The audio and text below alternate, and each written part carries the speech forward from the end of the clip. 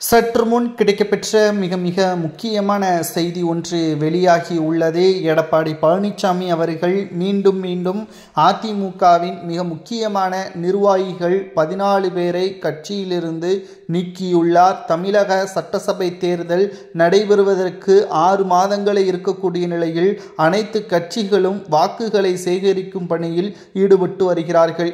தேர்தலில் 10 ஓட்டுகள் தோல்வியடைந்தாலும் அது தோல்விதான் என்ற முயற்சியில்தான் தற்பொழுது ஒட்டுமொத்த கட்சிகளும் பிரச்சாரங்களை மேற்கொண்டு வரக்கூடிய நிலையில் அதிமுக பிரதான எதிர்க்கட்சியாக இருக்கிறது. ஆனால் உட்கட்சியின் மோதலின் காரணமாகவும் பிரிவினையின் காரணமாகவும் பெருவாரியான தொண்டர்கள் எடப்பாடியின் மீது எதிர்ப்புகளை தெரிவிக்கக்கூடிய நிலையில் தற்பொழுது கட்சிக்கு களங்கம் விளைவிக்கும் விதமாக செயல்பட்டதாக கூறி திமுகவிற்கு ஆதரவாக செயல்பட்டார்களா அல்லது எடப்பாடி பழனிசாமிக்கு ஆதரவாக எதிராக ஒட்டுமொத்த மக்களையும் குழப்பத்தில் ஆழ்த்தும் விதமாக எடப்பாடியை புறக்கணிக்கும் விதமாக மக்களிடம் தகவல்களை செய்திருப்பதாக கூறி பதவியிலிருந்து எடப்பாடியால் நீக்கப்பட்டுள்ளார். எடப்பாடிக்கு ஆதரவாக செயல்பட்டால் கட்சியில் தொடரலாம், எடப்பாடிக்கு எதிராக அதாவது உண்மையை கூறினால் கட்சியிலிருந்து நீக்கப்படுவதற்கான ஒரு ஏற்பாடை தான் எடப்பாடி பழனிசாமி அவர்கள் செய்துள்ளார்.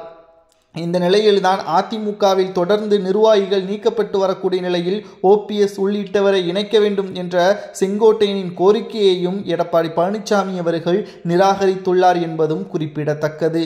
இந்த நிலையில்தான் கழகத்திற்கு களங்கம் அவப்பெயர் உண்டாக்கும் விதமாக அதிமுகவின் மிக முக்கியமான 14 மாவட்ட கிளை நிர்வாகிகளை பதவியிலிருந்து நீக்கியுள்ளார் எடப்பாடி பழனிசாமி அவர்கள். இது அதிமுகவின் தோல்வியை தான் பெற்றுத்தரும், ஒருபோதும் வெற்றியை பெற்றுத்தராது என்று நீக்கப்பட்டவர்கள் கூறியுள்ளனர். தொடர்ச்சியாக அனைவரையும் கட்சியிலிருந்து நீக்கினால் எடப்பாடி பழனிசாமி மட்டும்தான் அதிமுகவில் செயல்படுவார் என்று கட்சியிலிருந்து நீக்கப்பட்டவர்கள் கூறுவது சரியா அல்லது எடப்பாடி பழனிசாமி அவர்களை கட்சியிலிருந்தும் பதவியிலிருந்தும் நீக்கியது சரியா என்பதை உங்களது கருத்துக்களை கமெண்ட் வாயிலாக கூறுங்கள். இன்னும் 6 மாதங்கள் தான் சட்டசபை தேர்தல் நடைபெறுவதற்கு இருக்கிறது.